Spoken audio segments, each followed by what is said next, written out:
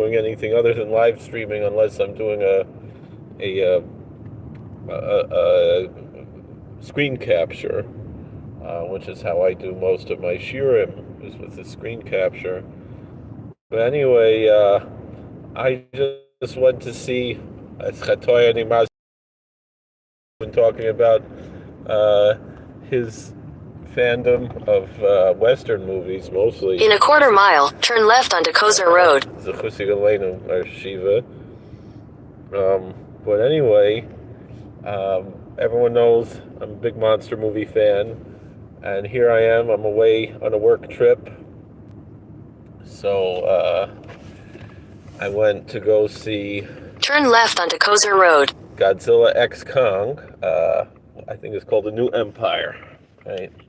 I'm not exact, Godzilla times Kong, which would fit well with Godzilla -1. Everybody else was watching the live stream I did last night with Mr. Lobo. That was only. Continue on Kozer Road for 1.5 miles. But anyway, I'm driving around in Lancaster County, Pennsylvania. It's a pretty big county because I'm still in where my hotel is Lancaster County, and here I am here. But anyway, I wanted to take a few minutes to talk about this movie, Godzilla X Kong. I don't know much what to make of it. I saw it in IMAX. And honest, watching movies in the movie theater, of course, has its, as we would say in Hebrew, milus and chesroinus, right? It has its pros and cons. So, of course, the pros, big screen, especially IMAX. Cons, it's expensive. And you can't pause it, you can't rewind it. So I missed, and there we are. It was fun. It was beautiful, but it was in the 90s, still to this day, I don't think any CGI has beat Jurassic Park. The same thing as far, and that was over 30 years ago. That's hard to imagine. That Jurassic Park was, I guess it was 30 In a quarter mile, right? Turn right onto Greystone Road. 1993. So, that's something, and even the 2005 King Kong, I thought the CGI was really beautiful. My favorite part of that is of the 2005 King Kong, which I did not see in the theater. I only saw on DVD and streaming, was the dinosaur stampede, the brontosauruses. That was, I think, some of the best dinosaur footage ever on film. Perhaps, again, even better than Jurassic Park in certain ways. The stampede effect was just expertly there. At this point, we've seen it all already, but it's an experience. Turn right onto Greystone Road. Something like this in the movie theater. I don't think I would enjoy this movie as much as I did on a small screen, as opposed to I'm waiting with bated breath. When are they finally going to start streaming Godzilla -1? In a quarter mile, turn left onto Cottage Avenue. As opposed to, because that story is just so beautiful. This is, it does have its heart, it does pull on your heartstrings a little bit, but it's pretty silly. It's really silly stuff. It's cheesy, but it knows it's cheesy, as opposed to Godzilla -1, which was just a brilliant, beautiful film. Take the next left onto Cottage Avenue. The genre. It was a brilliant, brilliant film. This was just a fun, silly monster movie. Continue for 3 miles. Effects that were beautiful, a little gory, pretty slimy, gory type stuff here and there, but not too much of that. Again, it's CGI. It's a cartoon. It's a computer generated. That's what it is. It's not the realism of any of the practical effects, whether It's all the different kinds of animatronics that were prevalent in the 80s, or the stop motion of the 50s and 60s, the 70s to a lesser extent, and the 80s it was still stop motion.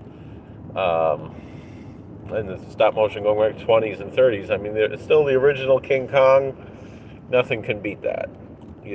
Nothing beats 1933's King Kong. I don't care what anybody says. As opposed to Godzilla Minus One, pretty much beat every Godzilla movie. Godzilla Minus One was the greatest Godzilla movie ever made, which is very hard for me to say.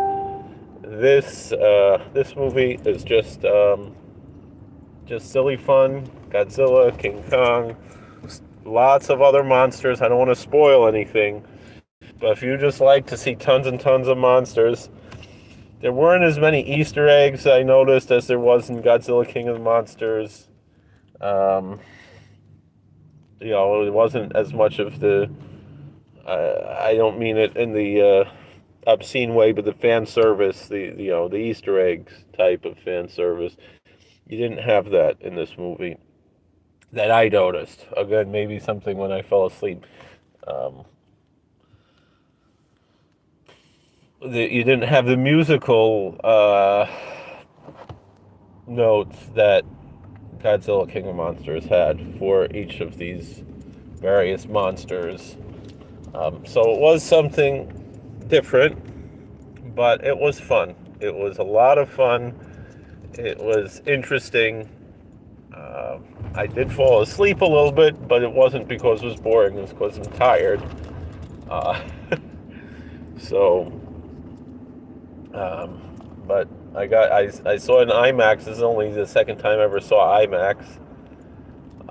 And it was worth seeing in IMAX. I might have maybe wanted to see it in 3D, but I have a hard time really enjoying the 3D of the modern day 3D. I've spoke before about Robot Monster in 3D that Bob Furmanek remastered, and seeing that in the black and white 3D, that was an experience. My 10-year-old son said that was a life-changing experience for him, and that's still one of my, that's something much different, But Godzilla, X Kong, The New Empire, it was a fun, cheesy movie. It wasn't slow at all. It was almost, I don't think more than 5 minutes went by without monsters, which is what we always wanted to see, growing up, watching even movies like Godzilla versus Monster Zero, where we and Hercules Neptune says, I agree, and so do many people. CGI is mostly disappointing. Yeah, you couldn't do the things that you do with CGI with guys in suits, but it gets to a point where it's just silly, and it's cognizant of how silly it is. Definitely, it looks better than, let's say, something from Sci-Fi Channel, the Asylum type of stuff. But it's not, and the thing was Godzilla Minus One was CGI, and it didn't bother as much because it was not cheap. In a quarter mile, turn right onto the Pennsylvania 283 West ramp to Harrisburg. Godzilla Minus One was the, prestige film. But this was just silly. And it's okay to sometimes... Turn right onto the Pennsylvania 283 West ramp, then merge onto Pennsylvania 283 West. It was fun, it was silly, and it was, definitely a little bit, I would say, is the closest thing to like the 70s type of Godzilla movies, where you're getting more into the superhero genre as opposed to the rampaging kaiju genre that which they touched on a bit in the last one in Godzilla versus Kong. So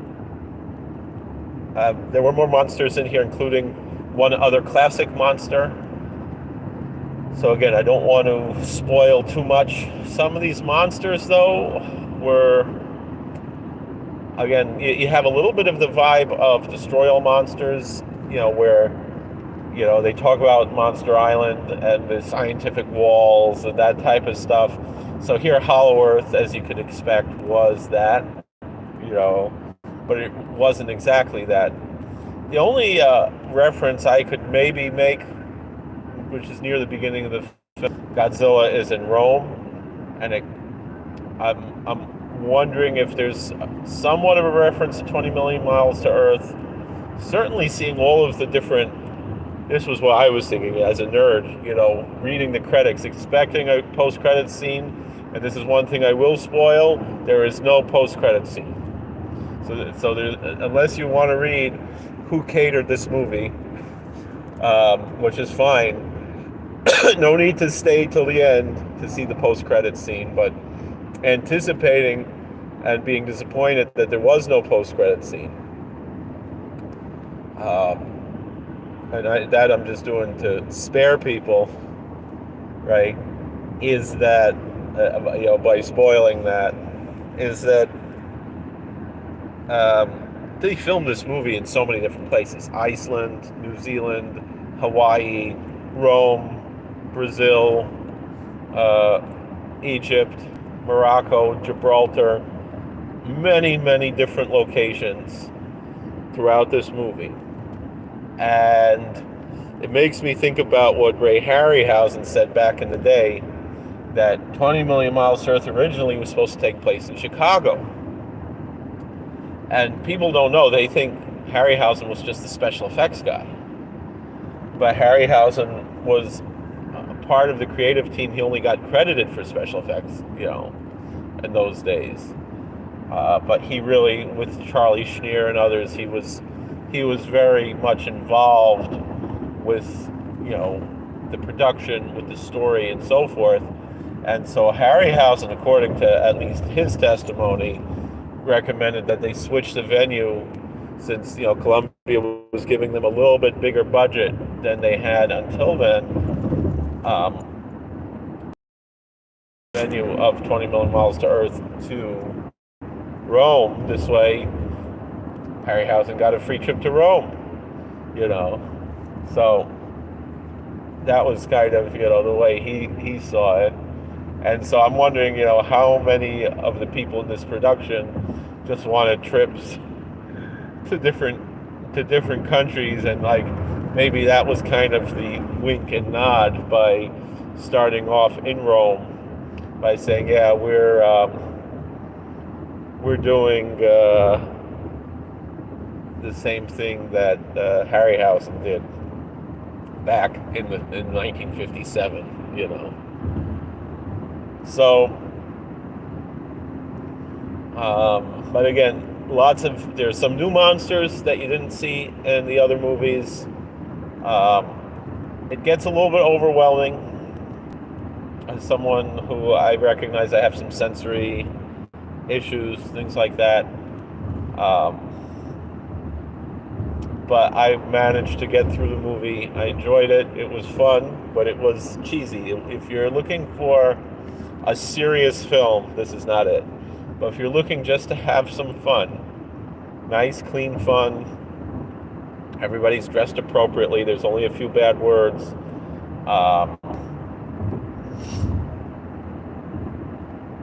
Maybe it's not as clean as Godzilla Minus One, which was, as I mentioned before, a very, very clean film. Very, we would say, tznius, modest in many ways.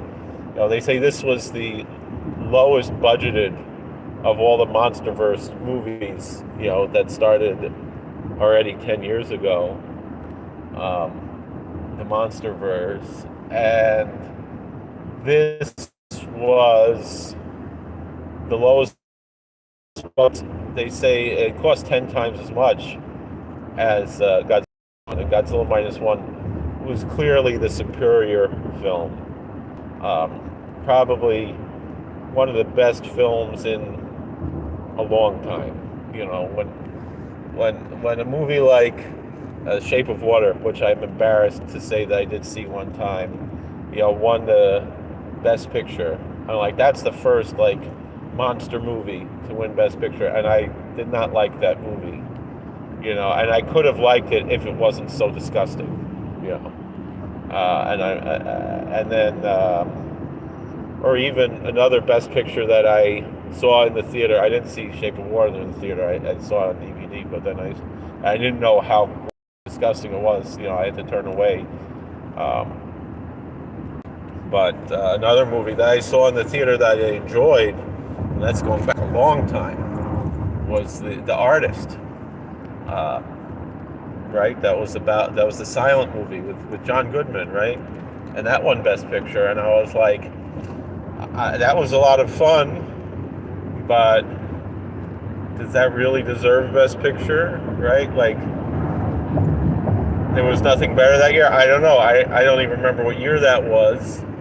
I'm thinking it was probably 2012, if I recall.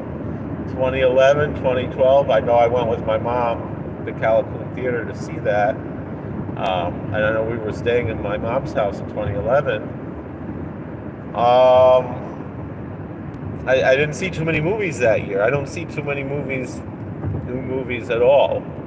Pretty much, if I'm going to the movies, it's Godzilla, or it's I'm saying to see a new movie, or maybe Star Wars, or maybe Jurassic Park. I didn't see the last Jurassic World, The Fallen Kingdom. In 2 miles, take the exit toward Cloverleaf Road. And other than that, I'm only going to a movie theater generally to see a re-release of an old film, and usually I mean something from the 60s or earlier, 30s, 40s, 50s. That's why I'm going to a theater. I'm looking forward to August Monster Bash, where we're going to see the 1925 Lost World on a huge screen with a live accompaniment. I have my tickets ready. I got my hotel already. It's across the street. I can walk there. I can walk to shul before. It's going to be awesome. Mirz Hashem, and that's Shabbos Nachamu. So that'll be a real. Especially, I love to get away from the Catskills on a busy Shabbos like that. So it's something. So I hope. I know if someone watches this, it's going to wind up on the Heretics Exposed channel or something. But I like I said, I don't often go to the movies. I know myself. I need to keep busy, keep out of trouble. I'm here. I was hoping my family would join me on this trip. I got to see my friend Mr. Lobo yesterday, and we did that live stream. And then what do you call it? Keep the streaming up while I'm driving. I don't want. Is that what you mean? Or just do? I have to watch Bullet. That's a current film, Bullet Train. Is it clean? That's my question, though. Because I don't want to watch something that's inappropriate. Here's a sign: righteousness exalteth a nation, from Proverbs. Because I'm out in Amish country, in very religious area, beautiful country area. So it's very funny. All right. In a quarter mile, take the exit toward Cloverleaf Road. Getting up to Cloverleaf Road. That's a movie I never saw. Cloverleaf. I think I have it on DVD. There's just so many movies I have on DVD that I've never watched. It's like the Hostel. I remember asked his uncle or cousin, great uncle, something like Yerushalmi Yid told us Avram Yitzchak Chassid, and he asked, "Do you learn Breslover Sfarim?" And he said, "I have enough from my Rebbe, I haven't Take the learned. exit toward Cloverleaf Road, then slide left onto the ramp to Father, Reims. I didn't learn, and his learn his father's father-in-law, and when it comes to movies, I'm trying an attrition system. TV. Pretty much all I have that I watch regularly is Take the next right, then turn left. And I try to learn. Baruch Hashem, I was sitting there in the movie theater. I learned the Black Gemara on my phone. At least said the words, and so that's just me. That's how I roll. So see, God willing. Are there any parking spots? You have arrived. So I'm here at my hotel. No, there's no parking spots over there because that would have been about right here. Can I park right here? I'm gonna have to in the morning check out. How's this? Park next to another state car. It's like all state people here. So, all right. Here I am, back in my hotel room. I got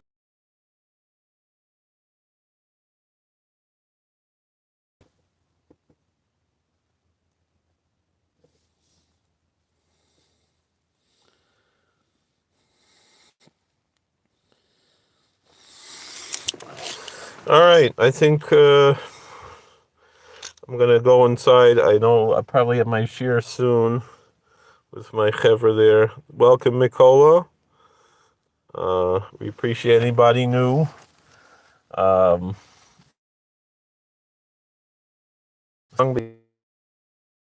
Because that was it was the first day it was out. I love how they announced do a live stream later. Let's learn together. Do a small tish. There's not really an occasion for a tish. I do learn with some folks online who pay me to learn. We learn Shulchan Aruch and Torah. That's a private shir, so it's not open to the public. But I do that twice a week. I probably do have room for one more every week if a group wanted to pool their resources together. The next time I might do a tish, although Motzei Shabbos I might be tired. It is Motzei Shabbos is the Hasidic Rabbi Melech, so would be a great time to do a tish. So that might be the next tish that we would do would be Saturday night. But other than that, I will be recording Mirz Hashem the Kedushas Levi. Probably when I get back to my hotel room. So that'll be my next upload. So did anybody though catch the Lobo live stream on Twitch? I know a lot of people don't like to do Twitch anyway, but I did advertise it here. So that is something, that was a lot of fun. We watched the Three Stooges. Riffed on that. I know my family watched that, which was awesome because again, I was hoping they would be here with me. Didn't work out, but here we are. So I don't think he's going to release a recording of that, even though we watched Disorder in the Court. He asked, did you ever see Disorder in the Court? I was like, did I ever not see Disorder in the Court? I told the whole story about how I did a play really ripping off Disorder in the Court with Deborah Winger was our teacher. So I think I should be quiet if I'm in the hotel hallway, but be in my room in a second. So, well, thank you all for watching. Please like, share, and subscribe. Thank you, Mikola, as a new subscriber. Really appreciate that. And we can